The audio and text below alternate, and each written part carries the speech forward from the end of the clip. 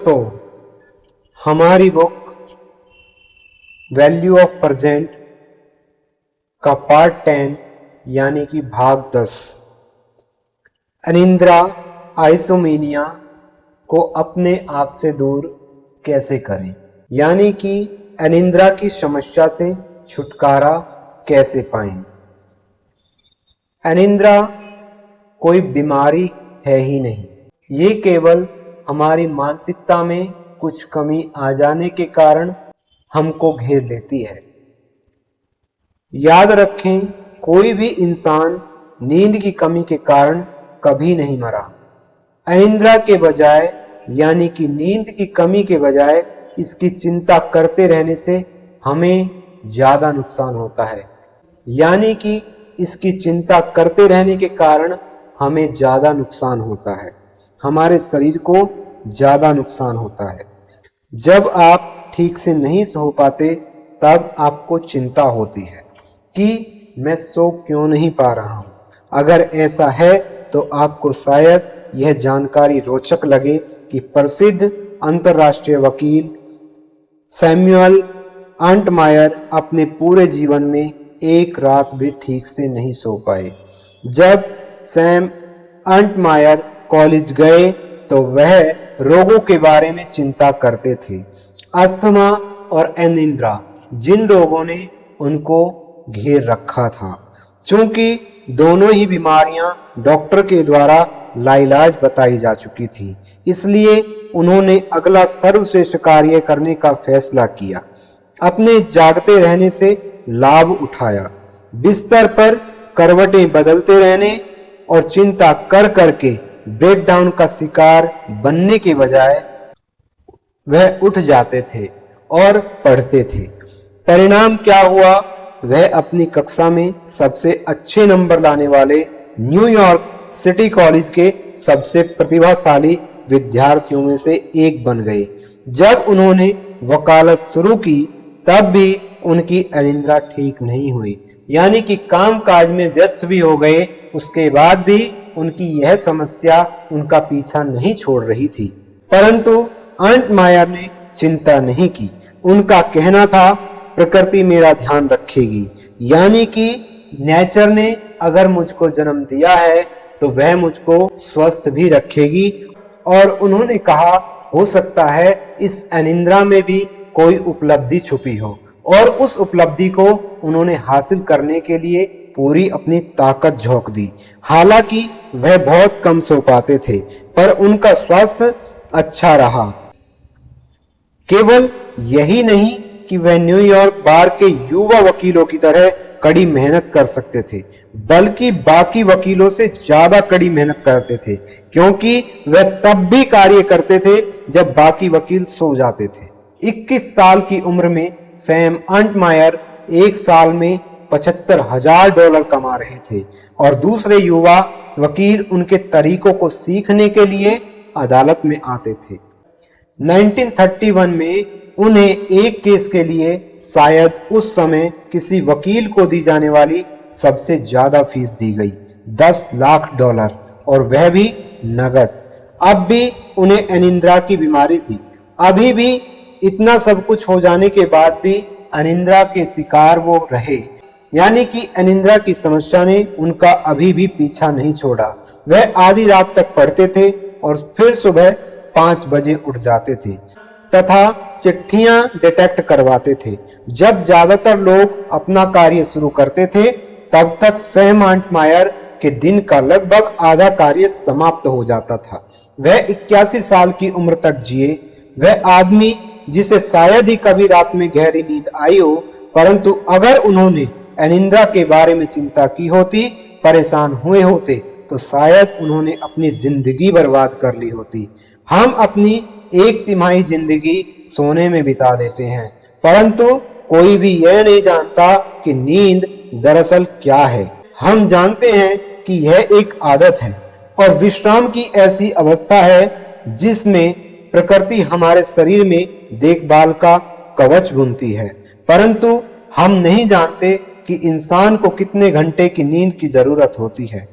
हम तो यह भी नहीं जानते क्या सचमुच हमें नींद की जरूरत होती है। बहरहाल पहले विश्व युद्ध के दौरान दुश्मनों की एक गोली हंगरी के एक सैनिक पॉल कर्न के मस्तिष्क के अगले गोलार्ध के पार निकल गई। उसका घाव तो भर गया, परंतु हैरानी की बात थी कि वह सो नहीं सकता था, चाहे डॉक्टर कुछ भी कर ले। और उन्होंने सब तरह की नींद की दवाएं और नारकोटिक, जो नशीला पदार्थ होता है, यहां तक कि सम्मोहन भी आजमाए, पॉल कर्न को सुलाया नहीं जा सका।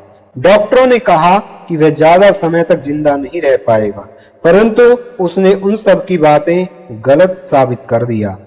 जैसे आज प्रेमानंद महाराज जी वृंदावन वाले बाबा सब डॉक्टरों को इस तरीके से समझा रहे हैं कि अब से 20 साल पहले उनके लिए बोल दिया गया था कि महाराज जी केवल 2 या 4 साल के इस धरती पर मेहमान हो, जो भी कुछ करना है वो कर लीजिए। और आज वो डॉक्टर जिन्होंने उनको सलाह दी थी 2-4 साल के मेहमान हो, वो डॉक्टर जा चुके, परंतु प्रेमानंद महाराज जी बाबा आज भी वृंदावन में कम से भी कम करोड़ों लोगों को ऐसे रास्ते पर लेके आए हैं जिस पर लोगों के लिए आना बहुत मुश्किल था।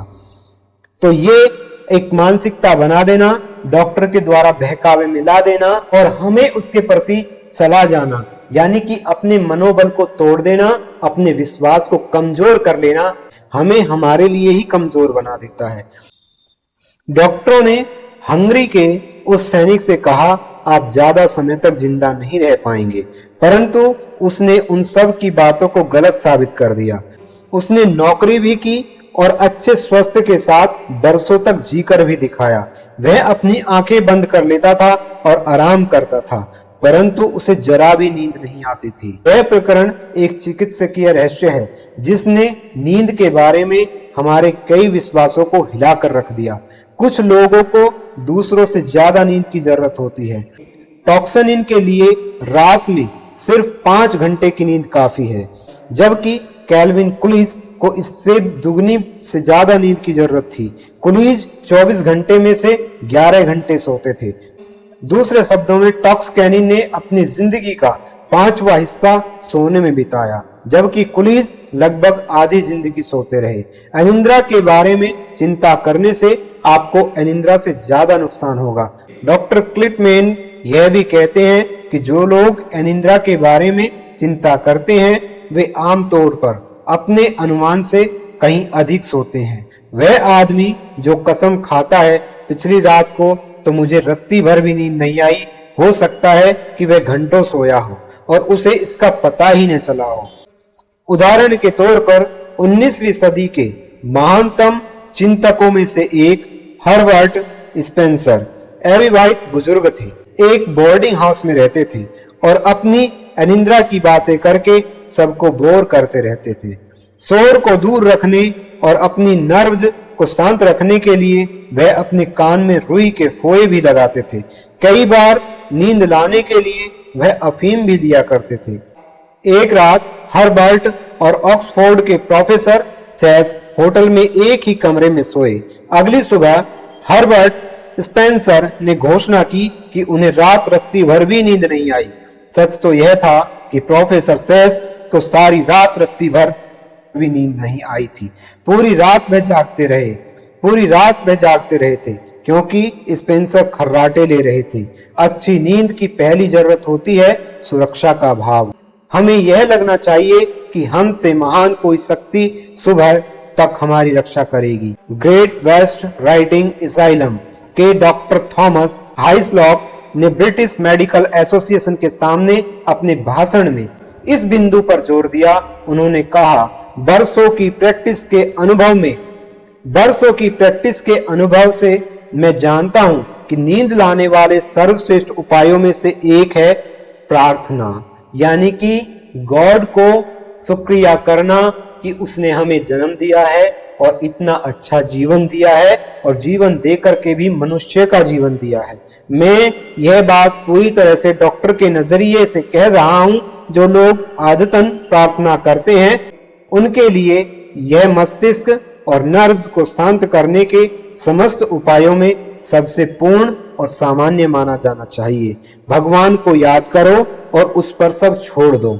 यही अनिद्रा का सबसे बड़ा इलाज है। अगर आप भी अनिद्रा से ग्रसित हैं और अनिद्रा की समस्या से पीड़ित हैं तो आप अपने आप को मेडिटेशन की तरफ बढ़ाइए। यानी कि सुबह के समय आप 5 मिनट से स्टार्ट कीजिए। 5 मिनट स्टार्ट करेंगे, आप कब 1 घंटे पे पहुंच जाएंगे आपको पता भी नहीं चलेगा। और मेडिटेशन के अंदर मैं अपने अनुभव से कहता हूं, ब्रह्मांड की सारी शक्तियां इसके अंदर समाहित हैं। आप मत करिए योगा, आप मत करिए व्यायाम, आप मत करिए रनिंग, केवल बेड पे ही बैठ करके 10 मिनट 5 मिनट मेडिटेशन की कोशिश कीजिए, जिससे आपका माइंड इतना एक्टिव हो जाएगा।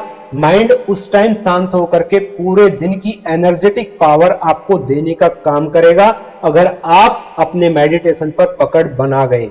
इसलिए मैं कहता हूं, आप हमारे अनुभव से मेडिटेशन करने की कोशिश कीजिए और अपने आप को किसी कार्य में व्यस्त कीजिए।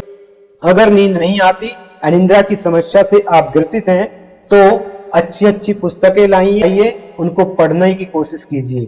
मोबाइल से अपने आप को दूर रखने की कोशिश कीजिए। आप सोचने लगे कि मैं मोबाइल में वीडियो देखने लगूं, रील्स देखने लगूं और अपने आप को नींद की तरफ बढ़ा लूं, यानी कि इससे मुझे नींद आ जाएगी, तो ये आपकी गलतफहमी है। मोबाइल हमेशा हमारी नींद को हमसे दूर करने का काम करता है। हमारी दिनचर्या को बिगाड़ने का सबसे पहला काम हमारा मोबाइल फोन ही करता है। इसलिए इसको जब यूज इसका हो तभी यूज करें, अन्यथा अपने से अलग हटा दें।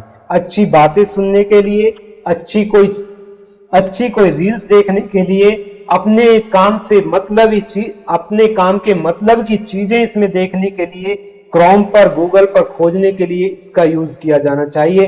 बाकी रील स्क्रॉल करने के लिए इसका यूज बिल्कुल भी नहीं होना चाहिए।